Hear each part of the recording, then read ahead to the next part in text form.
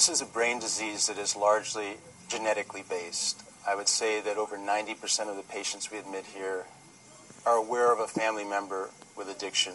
Well, my father was alcoholic, and my grandfather was, and a good deal, not all of my uncles, but a number of my uncles were.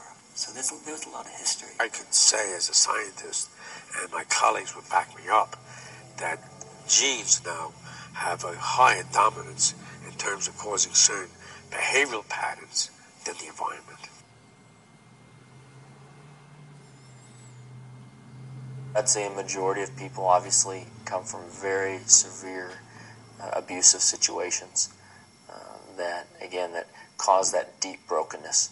Well, I have to admit, there were a couple of times, just some things that kind of hurt really bad, as a kid. My mom she was a Jehovah's Witness. It ruined our family life, Every time they kicked me out, my mother, the rules of the religion don't let you, even your mother, deal with you, She won't sit at the same table and eat with you. She won't. It's like, and I always loved my mother very deeply. And she just separated herself from me. Whether it's to cocaine or it's to heroin or it's gambling or pornography, whatever it is, it's always a symptom of a problem elsewhere, if you look at it from the psyche's point of view. Which isn't to say that with addiction you don't start a sequela of events physiologically that have their own, pattern to them. It's opening you up. Cocaine is causing dopamine release, which is increasing your well-being again, your feeling, your euphoria. It's like a sort of leading towards an orgasm. And you're in heaven. This very important part of the brain, the mesolimbic circuit, is at the base of the brain. And what's happening there, when you have a pleasurable stimulus, dopamine, represented here in these little packets, are released into the synaptic cleft. They bind here, and then there's a cascade of reactions that cause a pleasurable sensation. The dopamine is then taken back up through these transporter proteins, and everything goes back to normal. If you take something that stimulates dopamine secretion, whether it be cocaine or nicotine, the dopamine levels go up, they would fall down, it's metabolized and taken back up, and the levels come back to normal. We found the first gene to associate with severe alcoholism.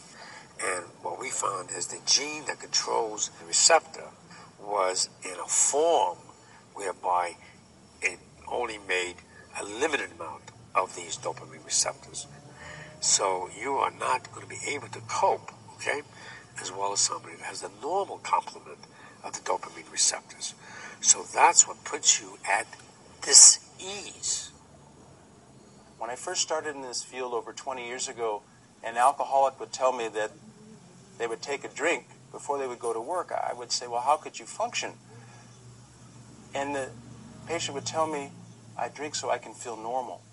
And it took me many years to understand that what's probably happening is the drug is then boosting the dopamine levels back up to the point that someone feels able to function. There's a neurosis and the person has lost contact with what makes their life meaningful, and they're looking for that through the addiction, through the alcohol, or through the drug in some form. By the time I was 36, I couldn't hold a job, I couldn't hold a place to live, and so I was pushing a basket. Homeless for 2 years.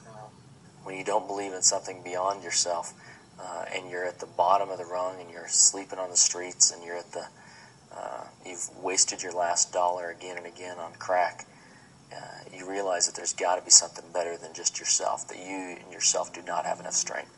And so the first step of 12-step is, in AA is that, that you're powerless over your addiction, and that you've got to believe in a higher power. And so the whole idea of a higher power, believing in God, is really to give us hope that there's got to be something beyond the mess that most people have made of their lives. We have three basic components that are involved in an individual that becomes addicted to any particular drug or behavior. And that is, there's a physiological side to it, and there is a psychological, and there's a spiritual side. If the ego hasn't developed sufficiently, then there's a suffering that comes, and there's a neglect of that kind of work, and one has to go back and actually begin to do the strengthen the ego and develop that so that one's caring for one's children, earning a living, whatever the particulars are, not participating in the addictive behavior, you actually have to do that work, and you can't just fluff ego development. You have to do that, and it's incremental. It's like strengthening your own body. I think the solution has to be answered in each individual person and each individual life.